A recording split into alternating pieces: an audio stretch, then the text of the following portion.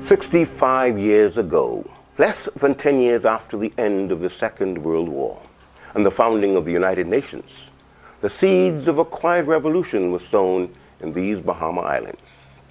It was August of 1953 when William Cartwright, Cyril Stevenson, and Henry Taylor first met to form a new political party.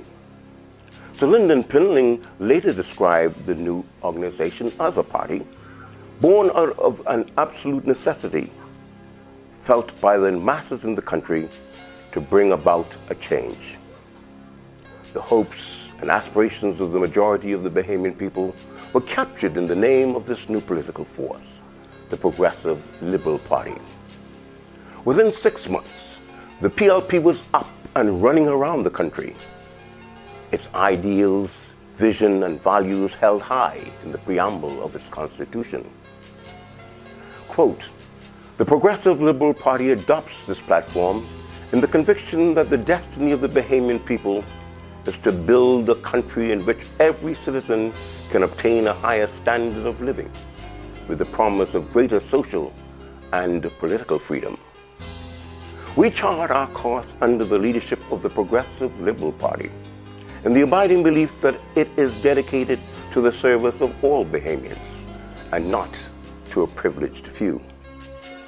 Ours is the party which promises to build a solid foundation, a sound and stable economy, develop our agriculture and fisheries, invigorate our industries and introduce new ones, provide better roads, transportation and communications throughout New Providence and the Out Islands. The government is the servant of the people, and not the people the servants of the government. Government must be administered economically and effectively, and must constantly strive to raise the standards of living of the people.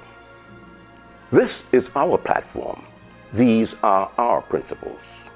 They form a political and economic policy which will guide our party and our country. Under them, and with the guidance of divine providence, we can proceed to higher levels of prosperity and security. Under them, we advance to a better and fuller life and develop sound leadership in Bahamian affairs, which will demand the respect and admiration of all. The history of the PLP is in so many ways the history of the modern Bahamas.